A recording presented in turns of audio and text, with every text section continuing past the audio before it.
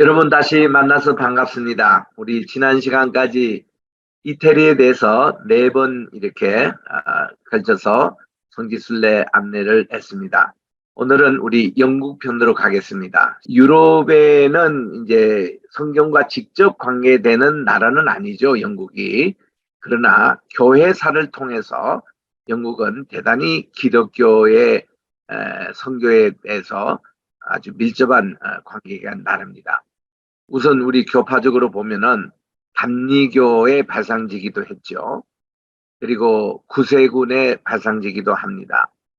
또 형제단, 형제 이 브레드린 이쪽 교단하고도 연관되는 모라비언 그쪽이 물론 이제 독일이 경건주의 영향을 받아서 했지만 영국에서 그 꼽히는 것도 사실입니다.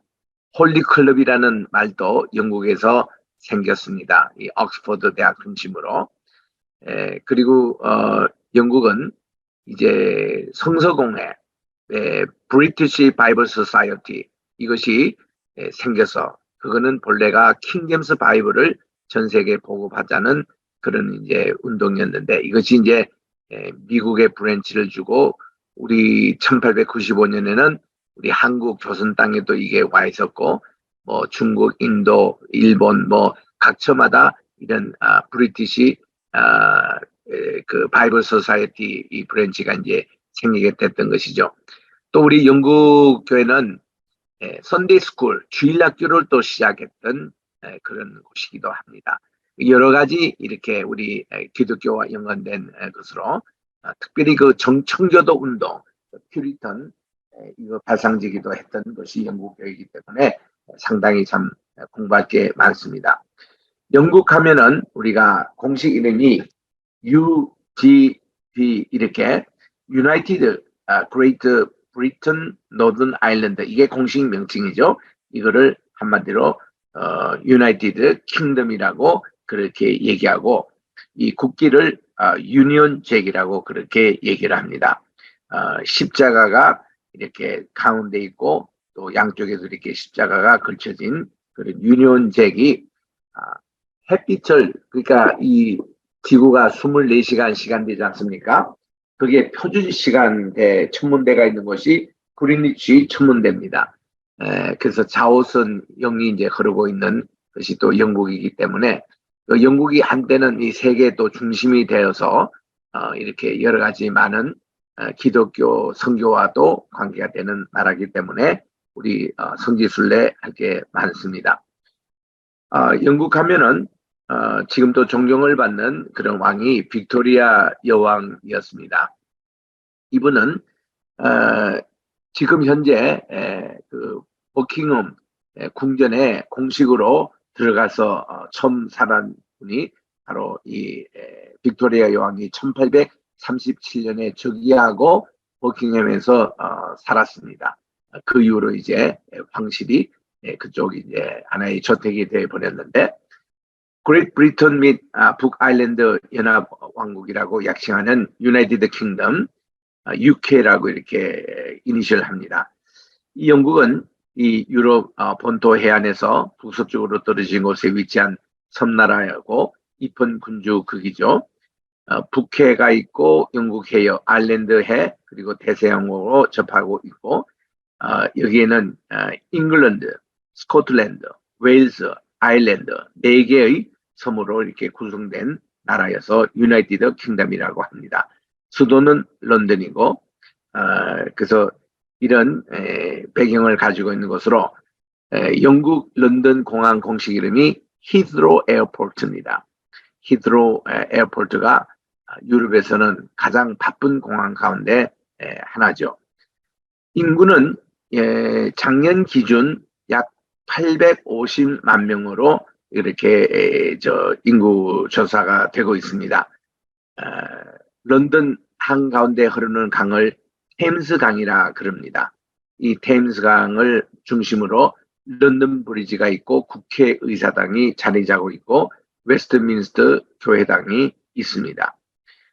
이런 그리고 시티 오브 런던 이거는 이제 원래 고대 시대부터 런던의 핵심 지역으로 크기도 여기 있는 대로 2.9 제곱킬로미터로 아주 작은 그런 크기죠. 인구가 7,375명이 거주하고 있는 가장 작은 도시인데도 시티 오브 런던이 본래 런던의 오리지널이었다라는 것을 기억합니다. 그 런던도 중심에는 퍼스트 뱅크, 그러니까 유럽에서 제일 첫 번 은행이 영국에 있습니다. 그게 미국의 이제 월스트리트가에 원래 이 본고향이 영국입니다. 다우닝 스트리트에 있는. 그래서 거기가 영국에 있는 것이 본사고 이렇게 브랜치 역할을 하는 것이 이제 미국에 있는 바로 다우 이게 존슨이며 이런 지표를 이렇게 하고 모든 주식 이런 거래가 미국을 하나의 브랜치입니다. 본부는 영국이죠. 또 뿐만 아니라 브로드웨이 쇼, 우리 맨하탄에 극장이 한 30개 있지 않습니까? 이게 본래 본부도 영국입니다. 영국에서 떠서 검증받아야 이제 미국에 건너와서 공연을 하지요. 최근에 이제 막을 내린 캐스라는 영화도 그렇고 또 시카고라는 그런 것도 마찬가지고 레미렌자블 뭐 이런 것도 전부 다 영국에서 먼저 공연을 하고 거기서 이제 흥행이 되면은 미국에 건너곤 했습니다. 그래서 이게 본부가 다 영국이라는 것을 기억하고 또 이 영국은 커먼웰스 제도라고 영국 중심한 영국의 식민 통치를 받은 모든 나라가 지금 또 이 커먼웰스라는 이름으로 모이고 있습니다. 그래서 미국도 거기에 멤버 가운데 하나죠. 그리고 뭐 오스트랄리아, 뉴질랜드, 캐나다, 또 인도 뭐 이런 여러 나라들이 있는데 이 나라가 한때 영국의 통치를 받은 나라가 모두 88개국이라고 그럽니다. 그때 수장이 바로 빅토리아 여왕이었죠. 그래서 빅토리아 여왕이 킹 제임스 바이블을 굉장히 좋아했다고 그럽니다. 그래서 이 킹 제임스 바이블 한 권, 그러니까 88개국이 다 없어지더라도 킹 제임스 바이블 한 권을 자기는 드리겠다는 유명한 말을 남겼고 또 이 책을 보급하기 위해서 세운 것이 바로 브리티시 바이블 소사이어티 영국 성공회이기 때문에 모든 세계 선교는 킹 제임스 바이블을 가지고 세계 선교를 해왔었고 그게 1901년도 리바이드 버전 나오기 전에는 세계에서 유일한 the only authorized version이었습니다. 그래서 이것을 공표했던 것이 웨스트민스터 교회당에서 1911년에 하나님께 헌정했던 그것인데 1611년입니다. 그 현장도 조금 이따 안내를 하겠습니다. 그래서 여러 가지 많은 얘기를 담고 있는 것이 바로 이 영국이다라는 거. 자, 지금 우리 테임스 강이 보입니다. 테임스 강에서 옆에 있는 것이 런던 브리지죠. 런던 브리지 falling down, falling down, falling down.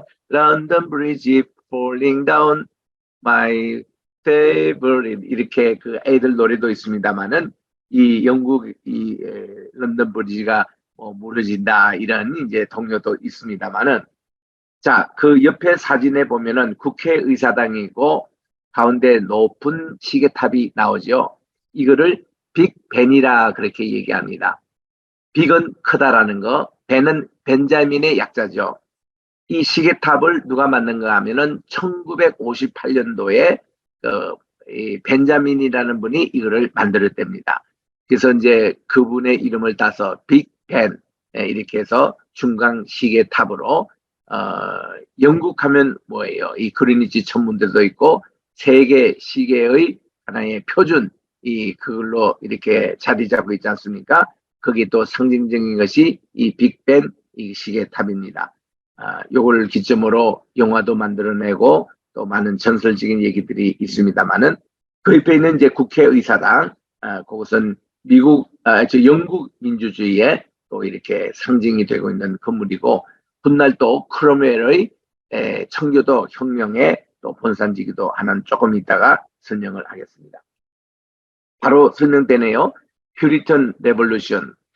자, 먼저 이 청교도라는 이름이 영국 여기서 시작이 됩니다. 청교도의 그 이제 뜻은 이제 마음이 정결한 자는 복이 있나니 저희가 하나님을 볼 것이요. 그 말씀 마태복음 5장 8절에 있는 말씀으로 이 청교도 이제 이름이 나왔고요. 이 청교도의 그 어떤 뿌리를 보면은 아이러니컬하게 바이킹입니다. 바이킹. 바이킹 족속이라는 것은 뭔가니 저기 이제 스칸디나비아 반도 그 앞바다에서부터 이제 해적하던 이 친구들이 영국을 이제 다니면서 해적질 했던 친구들이 바이킹족이 아닙니까? 근데 이 친구들이 자기들은 해적하고 남의 물건을 강탈하고 강도질하고 또 살인도 하고 이래서 그런 인생을 삽니다마는 자기들이 이제 결혼할 때가 온 거예요. 그래가지고 이제 이 배우자를 찾는데 배우자는 누구를 찾냐면은 자기들 생활과 전혀 반대되는 아주 신앙도 좋고 순결하고 깨끗한 거기서 이제 퓨리트라는 말이 나왔다고 그럽니다. 그래서 이 해적 자기들 생활하지만은 자기 이세들은 이렇게 퓨리턴 깨끗한 그 엄마의 피로 해서 애들이 이제 깨끗하게 크기를 잘한다. 그렇게 이제 시작이 돼가지고 이제 청교도라는 운동이 일어나게 됩니다. 정치적으로는 영국에서는 15세기 말에 투투어 왕조와 더불어 절대 왕정이 성립이 돼서 헨리 8세 때 기독교 개혁을 단행을 했죠. 16세기 후반에 엘리자베스 1세 때입니다. 전생기를 맞이하게 됐고 영국은 장원 제도가 순조롭게 붕괴됨으로써 근대적인 산업이 일찍 발달했습니다. 그래서 17세기 말에 이 근대 산업이 돼서 18세기 때 산업혁명이 일어납니다. 그 산업혁명이 일어나서 산업혁명은 그 당시는 세 가지였다고 그래요. 대량 생산을 했답니다. 그리고 또한 이제 그 모든 것이 기계화됐다는 거예요. 기계가 되기 시작하고 세 번째 이제 노동자의 수가 급증하게 됐다는 것입니다. 이게 이제 그 산업혁명의 기초가 되잖아요. 18세기에 바로 이 현장이 오늘날 영국의 버밍햄 그 중심이에요. 버밍햄은 영국에서 이렇게 보면은 남서쪽에 있는 그 지역을 버밍햄 지역이라고 그러고 공장이 많습니다. 많은 근로자들이 있어요. 그래서 이제 거기서 이제 생긴 것이 뭔가니 선데이 스쿨, 주일학교 제도가 생겼습니다. 산업 현장에서 공장이 생기고 부모님은 거기 일하러 가다 보니까 이런 아이들이 방치돼 있었어요. 이런 방치된 아이들을 교회에서 이제 애들을 모아놓고 성경 공부 가르치고 예배를 드리고 베이비시팅 하기를 시작했습니다. 그게 이제 시작된 것이 선데이 스쿨 무브먼트가 이제 시작이 됐던 것이죠. 그래서 여러 가지 이런 청교도의 그런 정신과 훗날 또 이렇게 또 주일학교 운동 이것이 또 매치가 되는 우리 현장을 영국에서 확인할 수가 있습니다. 거기 계속 이제 그 밑에 설명은 그냥 여러분들이 이렇게 읽어보시면 되고요.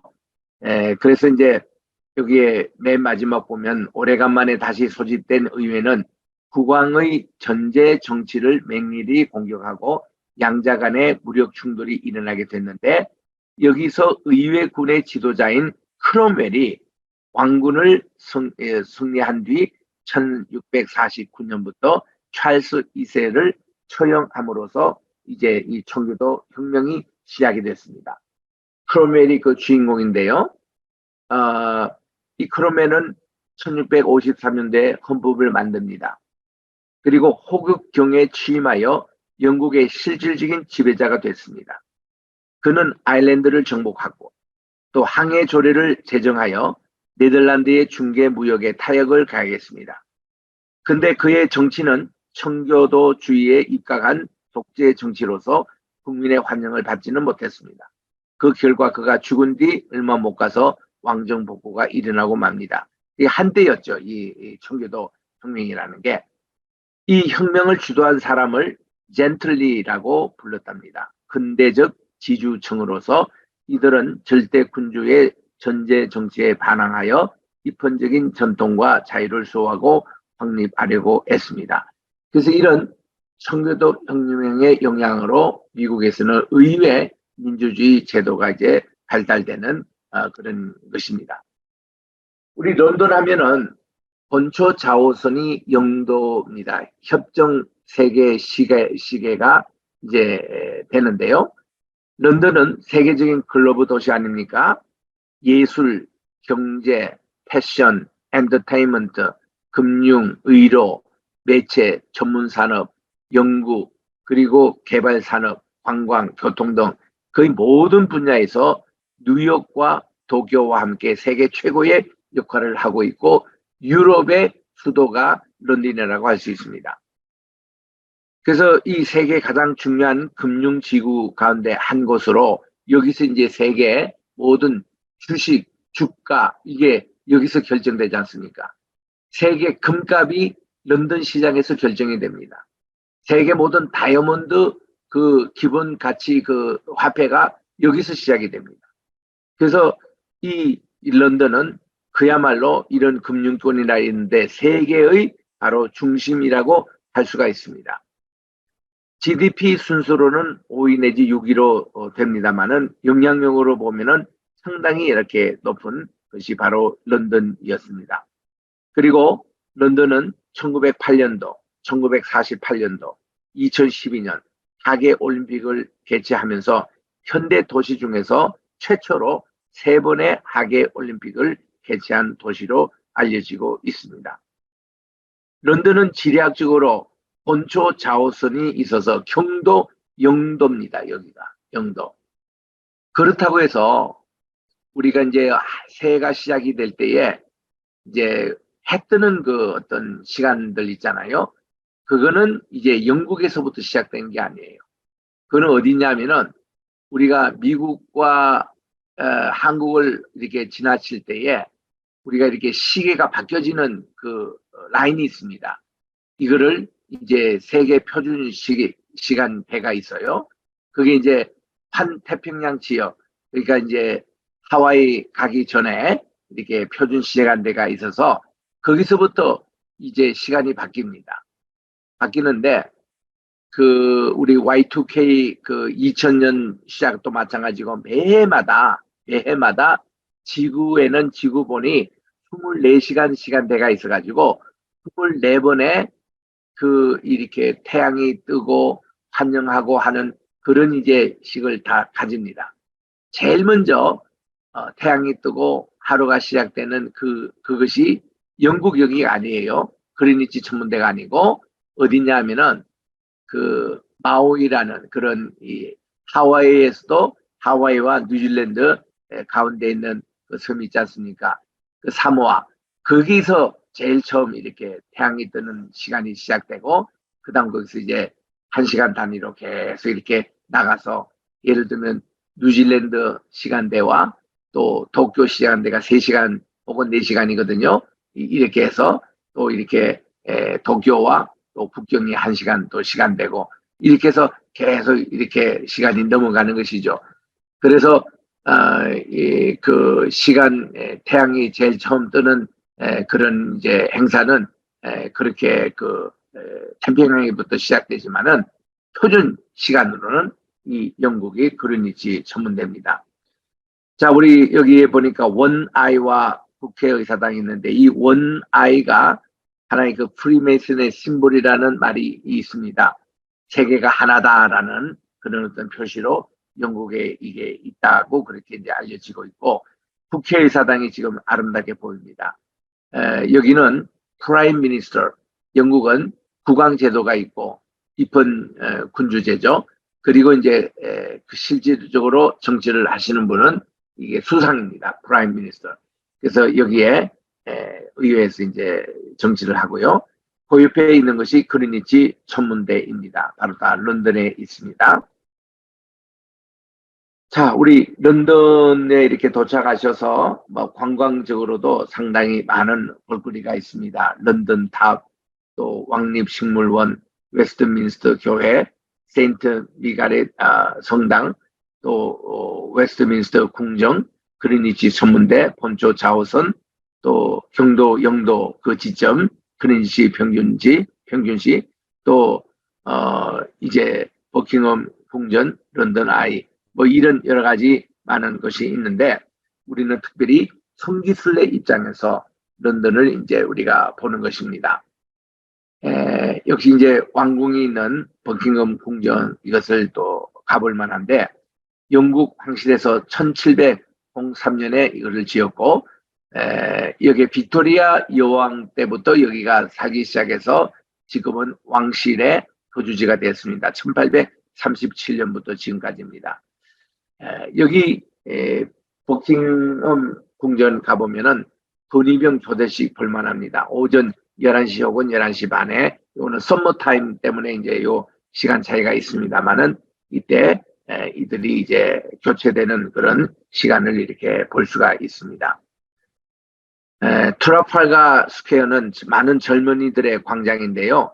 윌리엄 4세 광장이라도 불립니다. 이것은 영국 런던 커번트 가든에 있는 광장으로 1805년에 트라팔가르 해전을 기념하여 만든 곳입니다. 그게 이제 이 프랑스하고 싸울 때 처음에는 윌리엄 4세 광장이라고 이름을 붙였는데 조지 그 리드웰 테일러 이분의 제안으로 트라팔가 광장이 되었다고 합니다. 우리가 제일 이제 관심 있는 분야가 웨스트민스터 바로 교회입니다. 최근에도 이게 찰스 왕이 여기서 이제 대관식을 가졌습니다만은 또 엘리사벳 2세가 돌아가시고 여기서 또 장례식도 있었습니다만은 여기는 매주 예배가 있습니다. 예배 때에 그 버킹엄 궁전에서 왕실 가족들이 와서 같이 예배를 드립니다. 그들의 지정석이 앞자리에 이렇게 있습니다. 이곳에는 대관식, 왕실 결혼식, 왕, 여왕, 정치가 및 군인의 또 취임하는 곳, 또 많은 시인과 영웅, 또 악당들, 음악하는 분들, 이런 역사가 이곳에서 일어나고 있는데 이곳에서 킹 제임스 성경이 인준이 됐고 웨스트민스터 신앙 고백이 완성돼서 발표한 곳이기도 합니다. 최근에 우리 찰스 3세 국왕이 카말라 왕비와 함께 대관식이 5월 6일 거행됐던 사진입니다.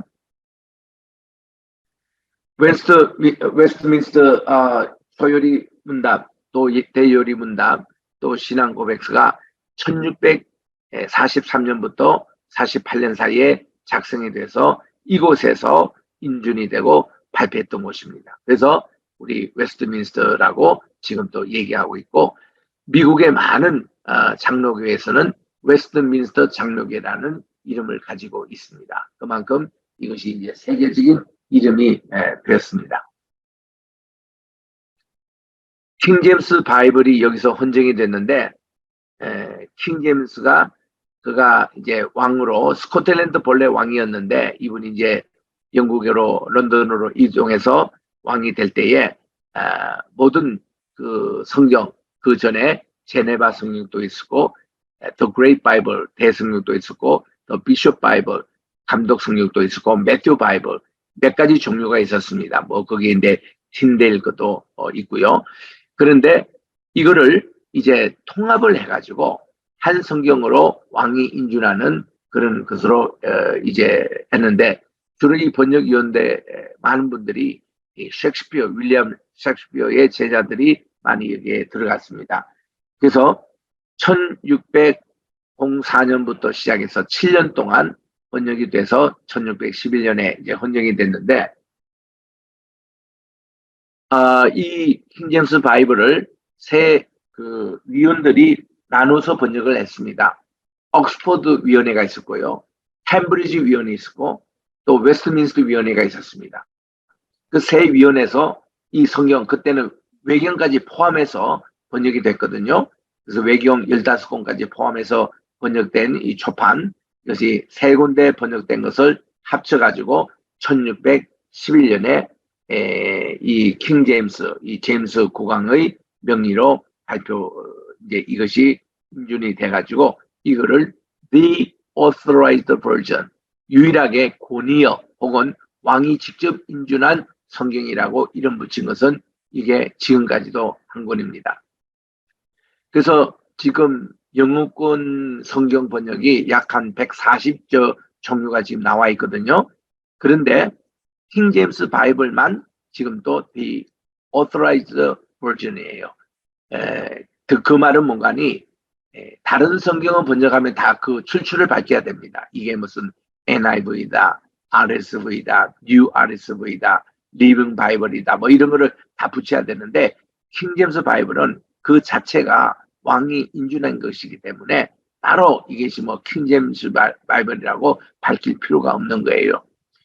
그래서 이 킹 제임스 바이블의 성경을 번역하기 위해서 영문법이 그때 제정이 된 겁니다. 우리가 지금 배우고 있는 다 영문법이 그때 이 윌리엄 셰익스피어와 킹 제임스 바이블 이거를 읽기 위해서 작용된 것이 영문법이 된 것이고 그때 나온 것이 영어 사전이 나온 거예요. 그래서 이게 영어 사전에도 보면은 웹스터 딕셔너리 오브 잉글리시가 있는데 그것이 그때 때 되는 겁니다. 영어는 이렇게 올드 잉글리시가 있어요. 1250년에 그 캔터베리 대주교 서사시에 나오는 그 영어 1250년이에요. 그때 이제 옥스퍼드 대학이 시작하고 얼마 지나지 않을 때였는데 그때 그 올드 영어가 있고요. 미들 중세 영어가 있습니다. 중세 영어와 모던 현대 영어의 그 사이점에 있는 것이 오늘날 우리가 보는 킹 제임스 바이블과 윌리엄 셰익스피어의 영어입니다. 그게 이제 16세기 영어라고 그러는데 그게 이제 오늘날 영어의 표준이 된 거죠. 그래서 이 킹 제임스 바이블을 번역하기 위해서 영문법이 제정이 됐고 영어 사전이 제정이 됐고 그리고 오늘날 형태의 영어가 정착이 되기 시작한 겁니다. 그래서 미국이나 영국이나 이래 모든 그 교육기관에 가보면은 킹 제임스 바이블 이거는 영어의 표준입니다. 그리고 이거는 누구나 다 이렇게 다 공부를 하는 거 이건 필수적입니다. 그래서 미국에도 보스턴 같은데요, 고급 이렇게 그 귀족 사회들 보면 다 킹 제임스 바이블의 영어를 그대로 지금도 쓰고 있거든요. 또 여러분들이 쉽게라는 영화를 보신 적이 있습니다만 거기도 보면 찰스톤 이 모세 역할을 하는데 그분이 다 쓰는 게 킹 제임스 바이블의 영어를 씁니다. 또 우리 찬송가 모든 찬송가의 기초가 킹 제임스 바이블의 영어입니다.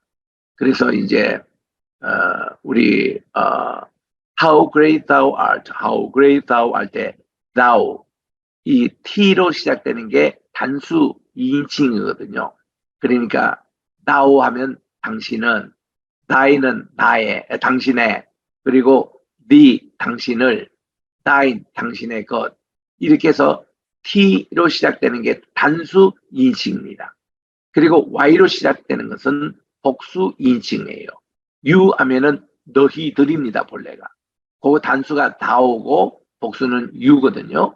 그리고 또 your 하면은 여러분들의 복수입니다. 본래가. 그리고 yours 그러면 여러분들의 것 이렇게 이런 것이 전부 다 복수인데 T로 시작된 것은 단수, Y로 시작되는 복수 이렇게 됩니다. 그래서 킹 제임스 바이블에 거기서는 단수 복수가 명확하게 딱 구분이 되어 있는데 이거는 헬라 그 문법하고 아주 매치가 딱 됩니다. 그래서 아주 비교적 참 쉽게 그렇게 되는데 오늘날 영어는 이 T가 없어지고 전부 다 Y로 다 바꿔놔가지고 이게 복수인지 당수인지 우리 구분이 잘 되지 않습니다. 근데 진짜 영어를 구사하는 분들은 지금 또 T 그 발음을 그대로 써요. 그래서 How great thou art, how great thou art 이 찬양도 보면 thou란 말 그대로 쓰잖아요. thou, thy, thine, thee, thyself 이렇게 T를 그대로 이 영어권에 있는 분들은 그대로 구사합니다. 이런 게 다 킹 제임스 바이블이에요. 그리고는 킹 제임스에서는 2인칭은 2인칭의 그 현재 직설법에서는 ST로 끝나고 그리고 3인칭 단수 때는 ETH, TH로 끝납니다. 그래서 그런 거를 딱 구분하기 때문에 굉장히 영어가 쉬워요. 오히려. 그런데 오늘날 그거를 없애버리니까 이게 뭐 2인칭인지 3인칭인지 구분이 잘 안 되잖아요. 요즘 이 현대 영어는. 그래서 좀 더 어렵게 돼 있습니다. 그래서 이제 킹제임스 바이블의 영어에 몇 가지 차이점만 정복해버리면은 진짜 영어를 배우고 또 이것을 그대로 구사하면요 굉장히 영어권에서 존경을 받아요. 이런 영어의 오리지널을 이제 쓰기 때문에. 그래서 이제 킹제임스 바이블이 여기 1611년 여기서 이제 인준이 됐다라는 거. 그리고 이제 얼마 떨어지지 않은 곳에 웨스트민스터 채플이라는 곳이 있습니다. 1840년에 시작됐던 아주 영국 성공회의 그 대표적인 교회당인데, 여기는 웨스트민스터에 있는 복음주의 또 사유 교회인데, 이 바로 영국 국교의 이 성공회의 채플입니다. 이 채플 여기 이제 보면은 내용이 이 담임 목사님으로 세뮤얼 마틴 목사님이 계시고 캠프벨 또 몰글 목사님이 계셨고 존 헨리 조엣 목사님이 계셨는데, 가장 유명한 분이 마틴 로이드 존슨이죠. 우리 교회 복음주의 사회에서 이분을 모르면 안 됩니다. 이분은 1939년부터 68년까지 이 교회에서 강해 설교로 아주 유명한 분입니다. 그래서 우리 마틴 로이드 존슨 이분이 설교하신 이 장소에 지금도 이분 스타일의 강해 설교를 하고 있습니다. 예배가 두 번 있잖아요. 우리 장로교뿐만 아니라 우리 개혁교회에서는 주일날 예배를 꼭 두 번을 우리가 봅니다. 우리 오전 예배, 오후 예배라고도 하고 이 요한 칼빈이 그렇게 정해놔가지고 예배를 한 번 보면은 그거는 해프밖에 보지 않는 거래요. 그 예배를 꼭 두 번 드리도록 하는데, 이 채플에서도 오전 예배가 있고 저녁 예배가 꼭 있습니다. 특별히 제가 저녁 예배에 가보니까 교인들이 꽉 차고 이 말씀 중심한 강해 설교가 참 되는데 너무나 은혜가 되더라고요. 자, 마틴 로이드 존슨에 대해서 조금 알아봅시다. 바로 이분이에요. 데이빗 마틴 로이드 존슨. 이분은 1899년에서 1981세, 그래서 82세까지 사신 분인데, 이 목사님은 의사 출신입니다. 그리고 복음주의 설교가였습니다. 설교가 굉장히 성경 중심으로 우리 한국교회에 가장 영향을 끼쳤던 목사님이시죠. 청년 의사였던 로이드 존슨은 40세가 되는 해에 런던 웨스트민스터 채플에서 설교자로 활동을 했습니다. 그래서 그는 의사라기보다 설교가로 더 많이 알려졌습니다. 그리고 미국의 필라델피아에 있는 웨스트민스터 신학교에서 강연한 내용을 출판한 목사와 설교라는 명제로 알려졌습니다.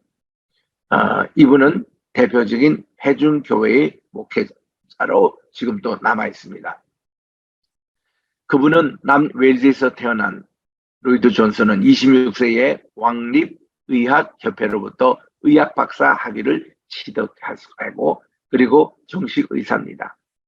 근데 그는 하나님께서 바라시는 것이 육신의 질병을 고치는 의사가 뿐만 아니라 우리 영과 혼의 질병을 고치는 목회자로 가는 것을 깨닫고 27년에 의학계를 떠납니다. 그리고 그의 첫 사역직인 샌드필드에서 능력 있는 전도 설교로 부흥을 일으킨 것을 시작으로 유럽 전역과 미국을 다니며 순회 설교를 했습니다. 은퇴하기까지 30년 가까이 했습니다. 그래서 그분을 영과 혼의 의사로 알려지고 있습니다. 그는 성경의 권위가 훼손된 현대교회를 날카롭게 지적하면서 어제나 오늘이나 영원토록 동일한 권위를 가진 하나님의 말씀을 온전하게 설교하는 것과 교회의 진정한 부흥은 항상 맞물려 있음을 설파했습니다.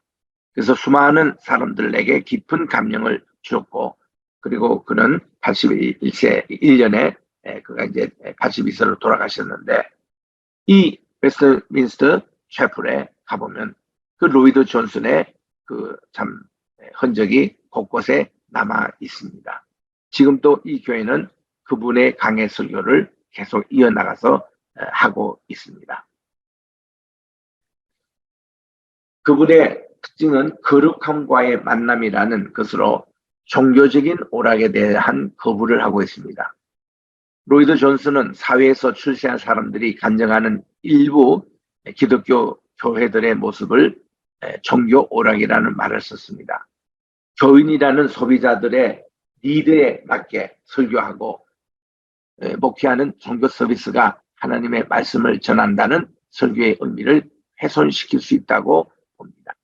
그리스도인으로서 우리들이 주장해야 하고 또한 알아야 하는 것은 철저하게 신본주의, 하나님이 어떤 것을 원하시느냐, 이거를 우리가 중심으로 성경 속에서 찾고 하나님의 뜻을 찾아서 적용하는 것이라고 그는 주장을 하는 것이죠. 이 채플란에 가보면 이렇게 되어 있습니다. 이런 그 파이프 오르간이 중간에 있고 이쪽 1층과 2층에 있는 이가 꽉 찹니다. 교회당이. 그리고 교회 정문 모습입니다. 이 교회 가서도 여러분 예배를 꼭 한번 드리시기를 바랍니다. 이분은 퓨리턴 앤드 웨스트민스터 컨퍼런스를 19년 동안 개최를 했습니다. 연속 정기 강의를 계속해 왔습니다. 1959년부터 78년까지.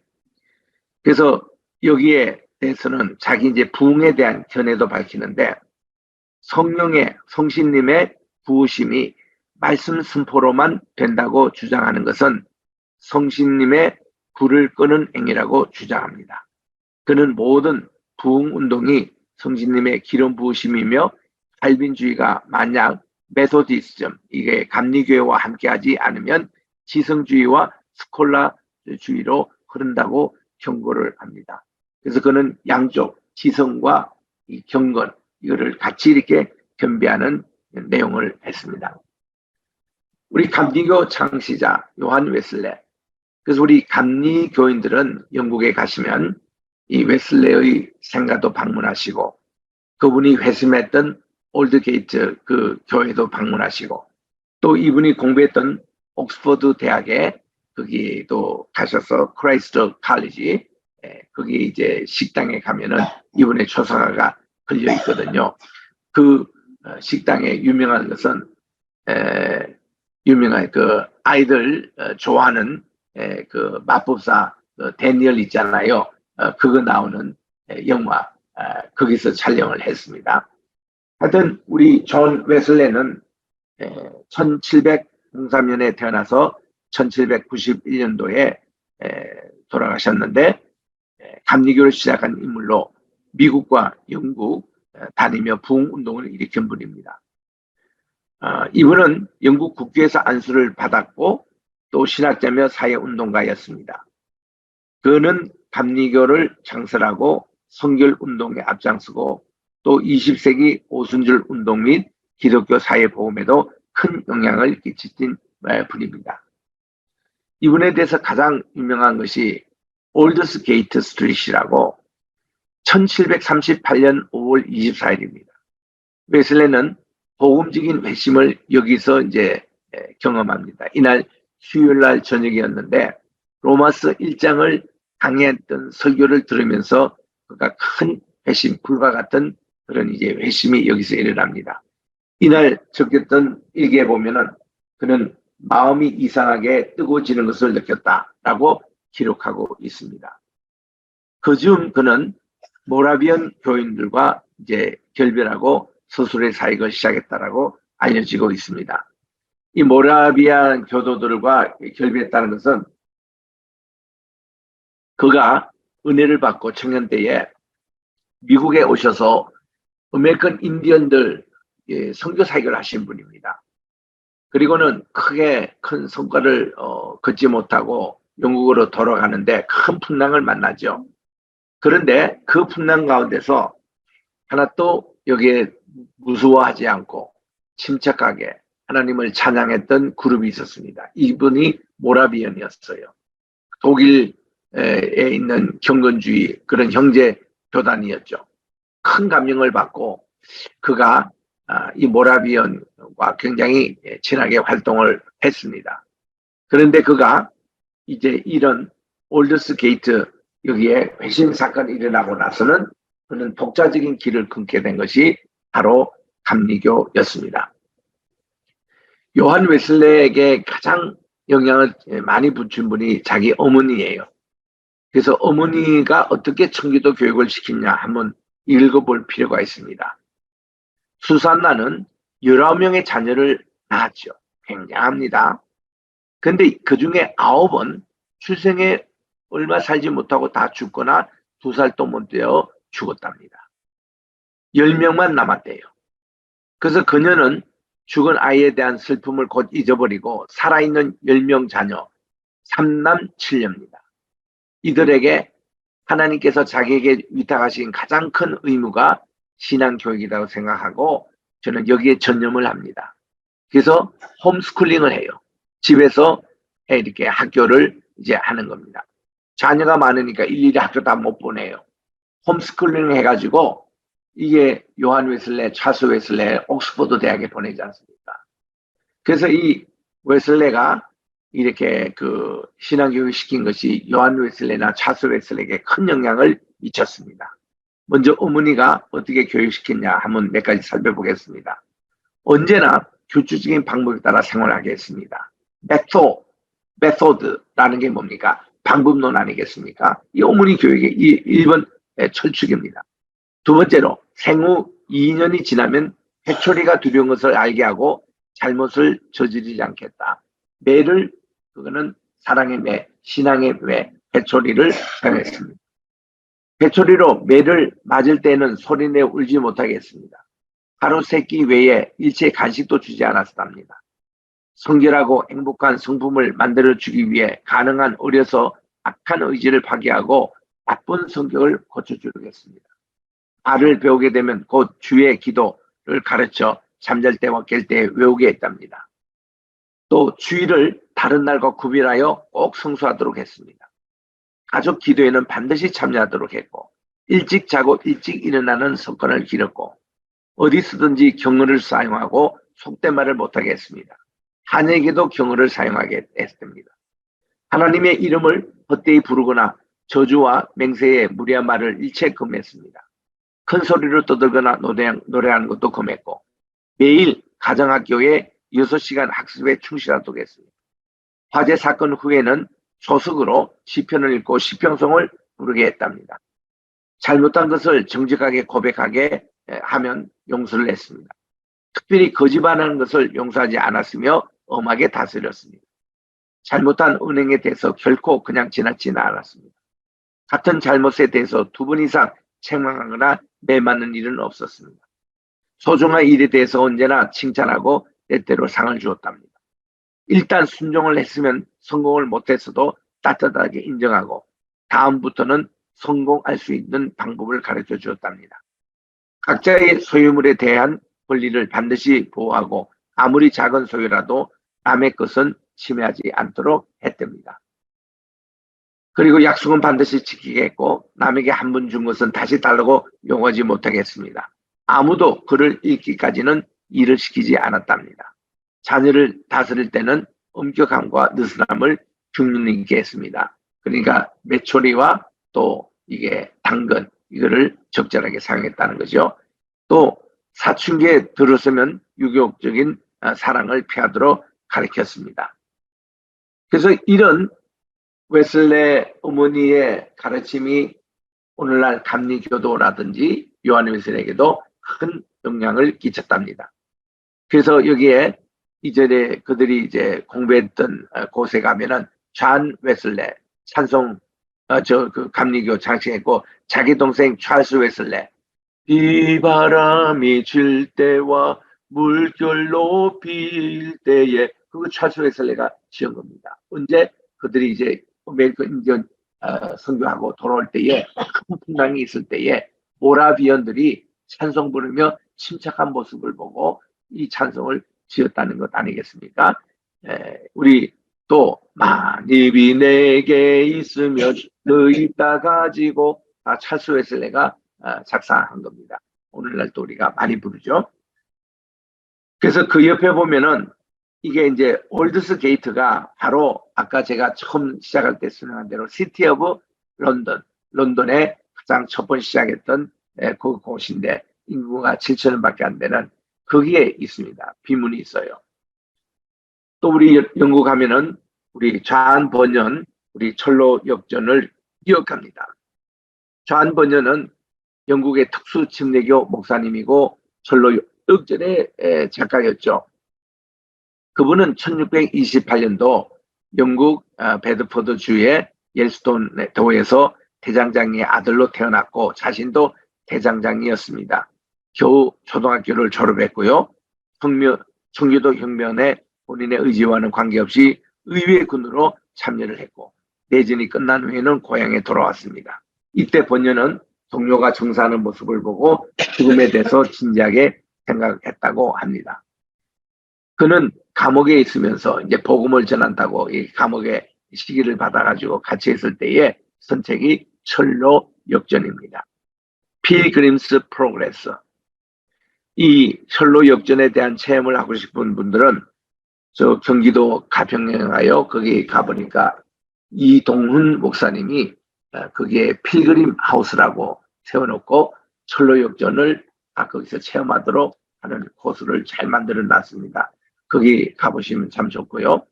지금 여기 사진에 나온 이 책은 우리 영어 책이 최초로 한국어를 번역된 책이 철로 역전입니다. 그래서 이 책이 그 당시에 베스트셀러가 됐죠. 그래서 우리 성경 다음으로 철로 역전이 많이 기독교에서는 읽혀져 왔습니다. 그 옆에 무덤이 존 번연의 이제 무덤입니다. 그 다음 또 한 인물, 윌리엄 부스를 들 수 있습니다. 구세군 창시자. 구세군을 셀베이션 아미라고 그러는데 이분이 감리교 목사인 윌리엄 부스와 그의 아내인 캐트린 부스 사이에 태어난 분입니다. 이분에 의하면 성직자를 사관 신학교로 구세군 사관 대학원 또 교인을 병사 또는 이렇게 군우라고 이렇게 부르는 등 군대식의 조직을 가진 특색이 있는 기독교인입니다. 이 기독교는 이웃들에게 빵과 복음을 동시에 전한다는 윌리엄 부스의 기독교 사상에 따라 이 구세군에서는 복음을 그렇게 전파를 합니다. 바로 이분이잖아요. 윌리엄 부스입니다.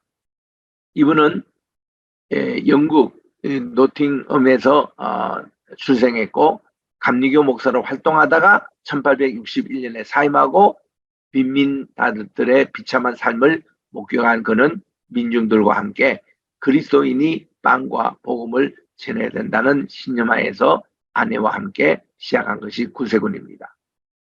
그래서 그들은 군인 정신을 가지고 1878년 구세군이라는 이름을 붙이고 이제 자선 낭비 이런 것을 통해서 펀드레이징해서 이렇게 가난한 사람을 돕는 그런 사역을 한 것이 구세군입니다. 또 조지 뮬러가 있습니다. 이분은 본래 독일분이었죠. 기도의 사람으로 알려진 독일분인데 이분이 이제 독일에서 태어났고 세무사로 일을 하던 중에 부친과 경건한 모친이 돼서 성장을 했답니다. 24살 때 영국으로 오셨어요. 그때 그는 독일에서 이미 신학을 마치는 과정에서 이분은 닉네임이 기도의 사람 조지 뮬러 5만 명 이상 기도 응답을 받은 이 전설적인 신앙인으로 알려지고 있습니다. 또 고아들의 아버지로 알리고 있습니다. 이분의 교파는요. 형제단이라는 브레드린 그 교단입니다.